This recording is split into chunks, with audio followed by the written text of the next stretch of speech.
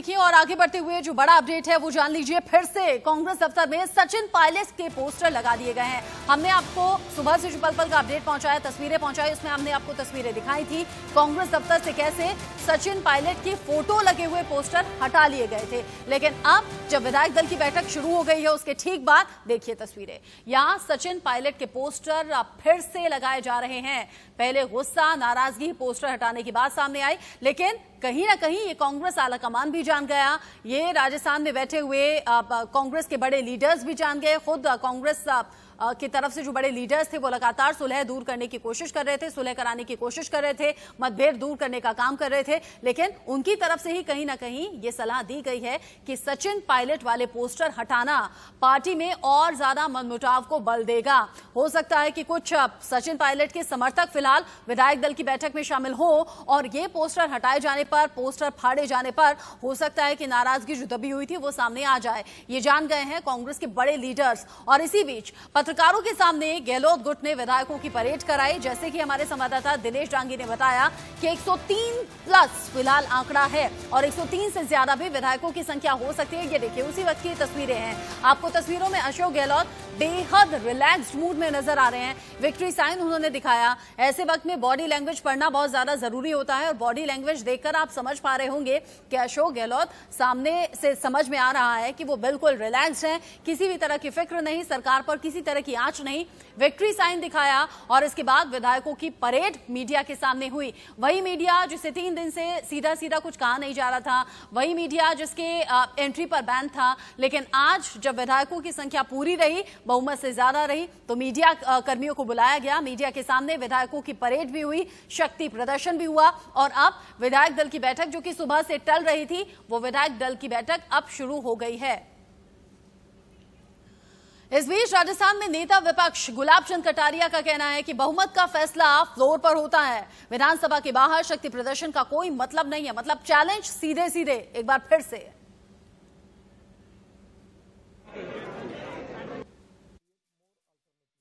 मुझे ऐसा लगता है कि अब मामला बहुत आगे बढ़ गया और इसलिए अब इसका निर्णय फ्लोर टेस्ट के द्वारा ही होगा कि वास्तव में सरकार गिरती है कि नहीं गिरती है।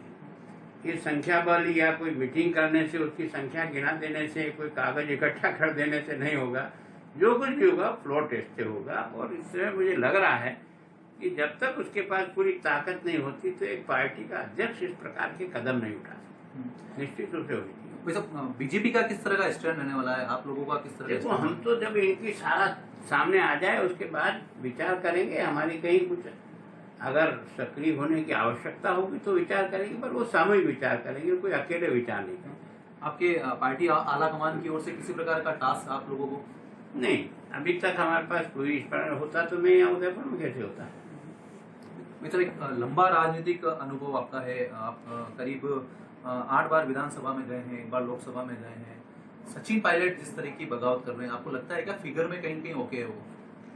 देखो, निश्चित रूप से उसका कॉन्फिडेंस होना चाहिए।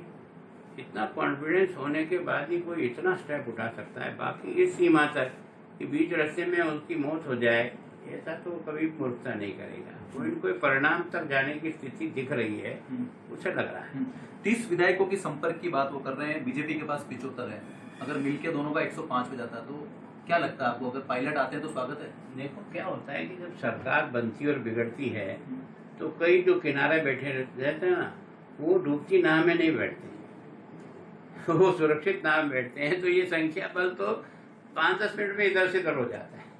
तो लगातार इस पूरे मामले में बीजेपी का नाम जो है वो घसीटा जा रहा है। जो कांग्रेस के आला नेता अभी जयपुर में हैं, उनका भी द्वारा भी लगातार यही कहा जा रहा है कि भारतीय जनता पार्टी के इशारों पर ये सब चीज हो रही है। मतलब इस सरकार को अस्थिर करने का प्रयास जो है वो बीजेपी के नेता कर रहे हैं। मैं सोचता हूँ कि कुछ मिनट तक तो इस पर भाषण होता है उनके, पर मेन मुद्दा तो उनके आपस का ही हो रहा है, जिसको आप और हम सब लोग सुन रहे हैं। वो तो क्या है कि अब अपनी घर की लड़ाई को पड़ोसी की लड़ाई से थोड़ा दिखा करके अपने आप को शांत करने का प्रयास करें।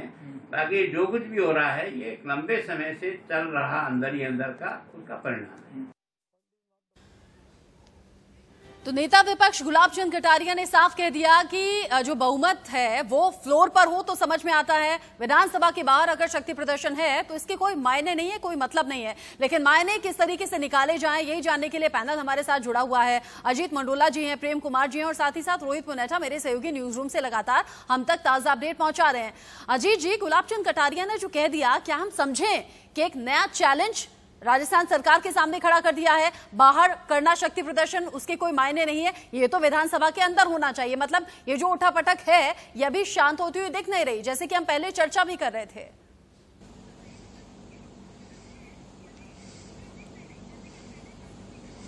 देखिए, बीजेपी बिल्कुल यही कहेगी कि भाई इससे कुछ नहीं होगा, आप विधानसभा में आइए, वहां पे हम तय करेंगे कि किसके पास कितनी सीटें हैं। लेकिन मैं इस बीच आपको कुछ एक दो बड़ी खबरें बता दूं कि कांग्रेस की तरफ से सरकार सचिन पायलट को जिसे कहते हैं मनाने की एक आखिरी कोशिश शुरू हो गई है। सोनिया गांधी, राहुल गांधी ने अब केसी वेणुगोपाल, राजीव सातव कईयों को जिम्मेदारी दे दी। सुनने में आया कि प्रियंका गांधी भी अब संपर्क कर रही है। हाँ। अब और सचिन पायलट की तरफ से भी एक यही थोड़ा बड़ी नरम खबर, रुख अजीत जी आपको माफी के साथ रोक रही हूँ, यही बड़ी खबर एक बार दर्शकों को हम साझा कर दें। ये बड़ी खबर, राजस्थान में जो सियासी उठापटक की फिलहाल स्थिति है उसमें प्रियंका गांधी ने सीधे सीधे दखल देते हुए कह दिया है कि ये जो ताजा हालात फिलहाल बने हुए हैं ना, इसमें अशोक गहलोत और पायलट से मैं लगातार बातचीत कर रही हूँ और बातचीत के जरिए स्थिति को संभालने की कोशिश भी होगी। गहलोत यानी कि अशोक गहलोत और सचिन पायलट से लगातार मैं संपर्क में हूँ। प्रियंका गांधी सीधे तौर पर बातचीत करेंगी, नाराजगी क्या है जानने की कोशिश करेंगी, क्या शिकायतें उन्हें दूर करने की कोशिश होगी। फोन पर लगातार संपर्क में है। राजस्थान के मामले में किसी भी तरह का नुकसान कांग्रेस उठाना नहीं चाहती है और इसीलिए अब प्रियंका गांधी ने खुद ये कमान संभाल ली है। अजीत जी अपनी बात पूरी कीजिए।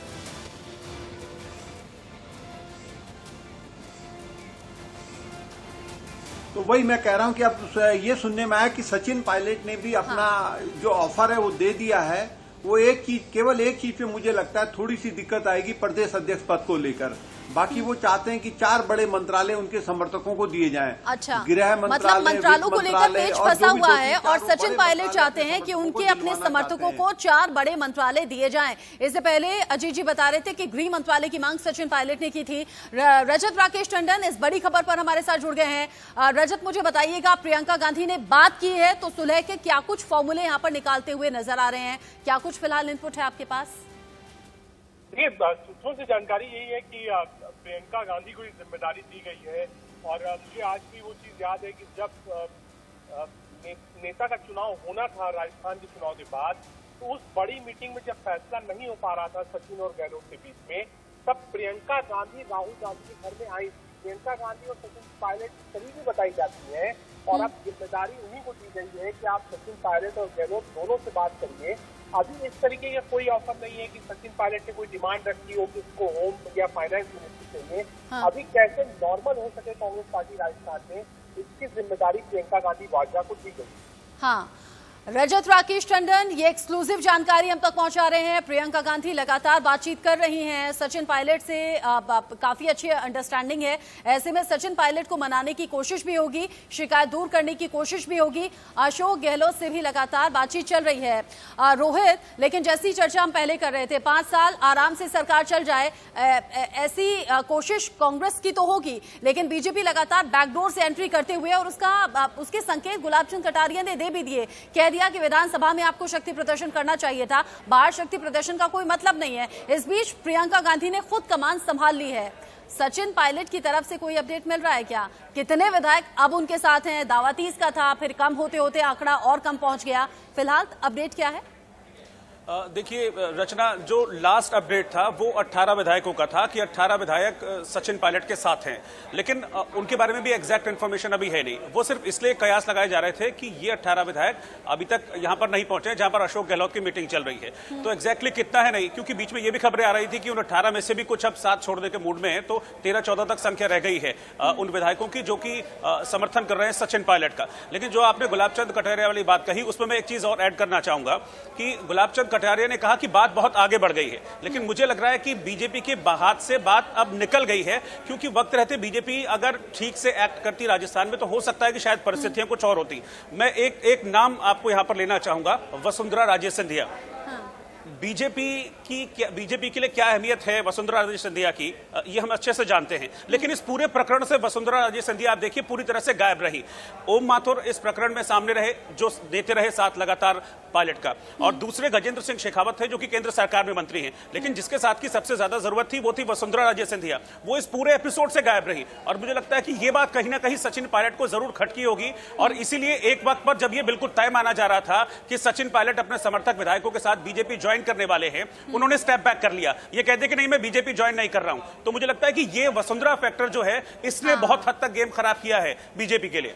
हाँ, और इसी पर हम प्रेम जी का रिएक्शन भी जानेंगे। एक छोटे से ब्रेक का वक्त हो गया है, फौरन होंगे हाजिर, कहीं मत जाइएगा। इस बड़ी खबर पर ताजा अपडेट के साथ लौट रहे हैं जल्द। ब्रेक पर जाने से पहले हमने आपको ताजा अपडेट बताया था, जयपुर में 104 हो चुका है आंकड़ा, जो कि अशोक गहलोत के साथ विधायक मौजूद हैं, बहुमत से भी ज्यादा ये आंकड़ा है, और बॉडी लैंग्वेज भी अशोक गहलोत की बहुत ही ज्यादा कॉन्फिडेंट नजर आई। लेकिन सवाल बहुत बड़ा ये कि इस बीच सचिन पायलट कहां हैं, उनके साथी जो विधायक हैं वो कहां हैं, उनके समर्थक उनके साथ ही हैं क्या? लेकिन ताजा अपडेट के मुताबिक गुरुग्राम के ITC होटल में सचिन पायलट अपने साथी विधायकों के साथ ठहरे हुए हैं। वहीं से हमारे संवाददाता देवेंद्र की ये रिपोर्ट आप देखिए। सचिन पायलट के बगावती तेवर के बाद कहीं ना कहीं अशोक गहलोत सरकार अब संकट में है, और इसी संकट से बाहर आने के लिए तमाम कांग्रेस के बड़े नेता प्रयास कर रहे हैं कि सचिन पायलट को मनाया जाए। लेकिन सचिन पायलट ने जिस तरह से दावा किया था कि उनके पास 30 ऐसे विधायक हैं जो उनके कहने के साथ साथ उनके साथ खड़े हैं, और इससे गहलोत सरकार को एक बड़ा संकट आ सकता है। और इसके साथ ये भी बताया जा रहा था कि ये तमाम विधायक गुरुग्राम और दिल्ली में ठहरे हुए हैं।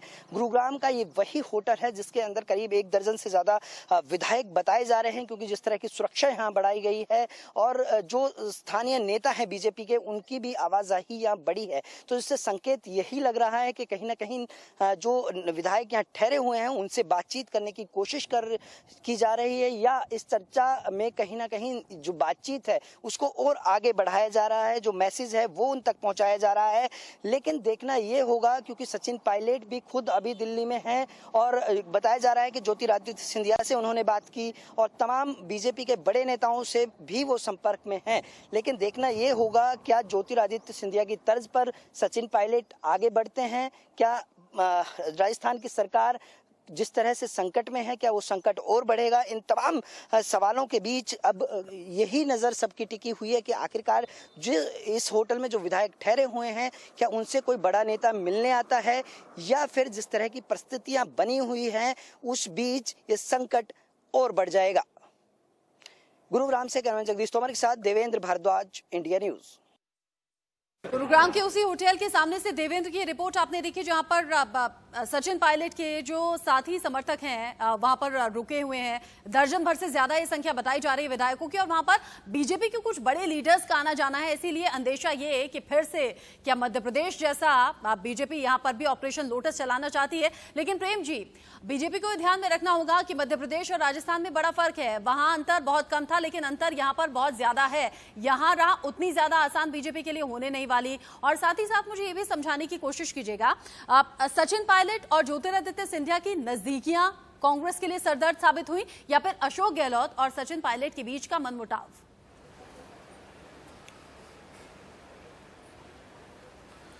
देखिए 2-3 एंगल है इसमें।